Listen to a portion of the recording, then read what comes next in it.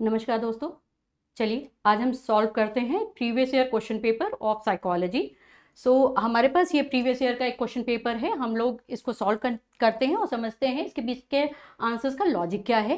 According to Freud, which element of personality does not care for moral values, society and other individuals? कौन सा ऐसा element है जिसमें हमें सोसाइटी ओरिएंटेड हमारा बिहेवियर नहीं रहता है? अगर आपने फ्रॉइड पढ़ा है, इड, ईगो और सुपर ईगो की बात करी है, उन्होंने लिबिडो की बात करी है, लेकिन इस कॉन्टेक्स्ट में लिबिडो फिट इन नहीं होता है, तो पहला आंसर आपका यहाँ से ये डिस्कार्ड हो जाता है। फर्स्ट ऑप्शन आपका number 4।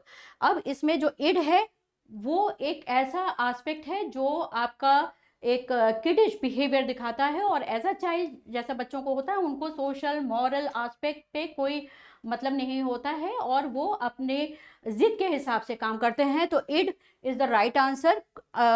Coming to the next is match the list. Self efficiency कुछ एक एट्रीब्यूट्स हैं साइकोलॉजिस्ट के, और साइकोलॉजिस्ट का नाम है, आपको मैच करना है कि किस साइकोलॉजिस्ट ने कौन सी चीज को प्रोपाउंड किया या उस बारे में बात करी। तो सेल्फ एफिकेसी की बात करें so that was Bandura. Then real self की बात करें, रॉजर्स। क्लाइंट सेंटर थेरेपी की आपने पढ़ा होगा, उसमें self report measures were Cattell and self actualization Bandura. Question number 2 जो है आपका, इसका आंसर हो गया 4, A3। ए का 3 हमने आपको बताया था, बी का 4 बताया था। तो आप ये देखें क्वेश्चन नंबर इसमें जो ऑप्शन आपको दिए हैं इसमें option 4 is the right answer. Next is state mounted is a part of multiple intelligence, contextual intelligence, experiential intelligence and componential intelligence। Answer आपके सामने, आपको समझ में आ रहा है। जहां हम स्ट्रीट स्मार्टनेस की बात कर रहे हैं, so this is pertaining to context, कि किसी एक कंटेक्स्ट में आदमी ने बड़ा अच्छा रिस्पॉन्ड किया, नॉट नेसेसरली ही हैज कॉम्पोनेंट इंटेलिजेंस, लेकिन उस टाइम फ्रेम पे उसका रिएक्शन टाइम बहुत एप्रोप्रिएट था, राइट? तो it will be right answer is contextual intelligence. Question number 4 पे हम आते हैं। Important ideas propose by Rogers and Abraham Maslow की बात करते हैं हम। तो people have tendency to maximize self concept through self actualization. There is collective unconscious consistency of archetype. Behavior is goal directed and worthwhile people try to express capabilities, potential and talents. And then atmosphere of unconditional positive regard must be created in order to ensure enhancement of one's self concept. Human beings display a wide range of variations in psychological attributes and it is possible. तो answer हमारा आता है, अगर हम देखें statement आपको कौन कौन से करेक्ट लग रहे हैं, that is A, then B is not there, right? A is okay, there is collective unconscious consistency. Unconsciousness की बात जो है वो ह्यूमनिस्टिक साइकोलॉजिस्ट ने बात करी ही नहीं थी, तो बी डिस्कार्ड हो गया।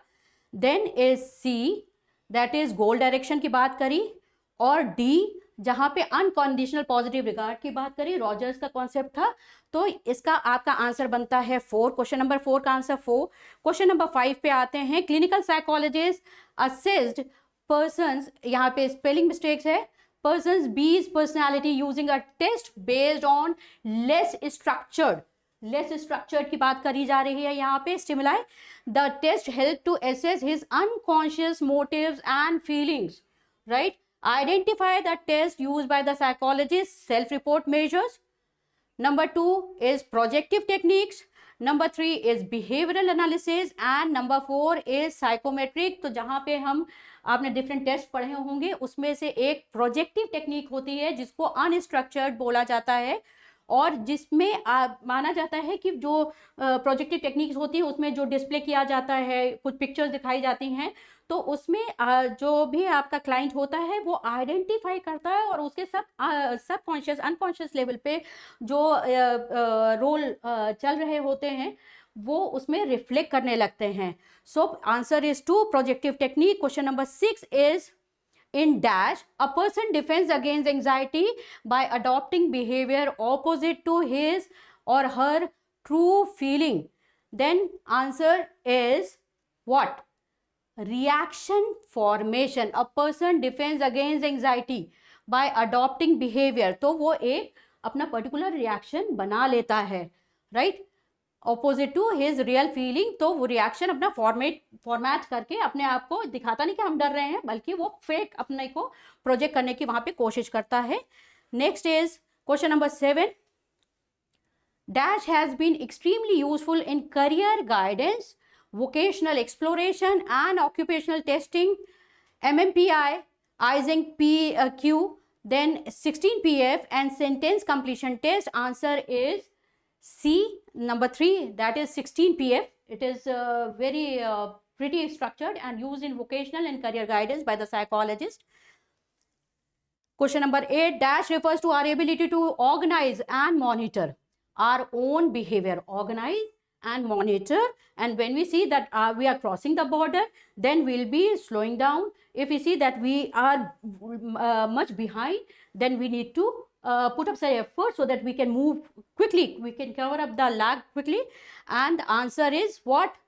Self-efficiency, self-esteem, self-concept or self-regulation. The answer is self-regulation.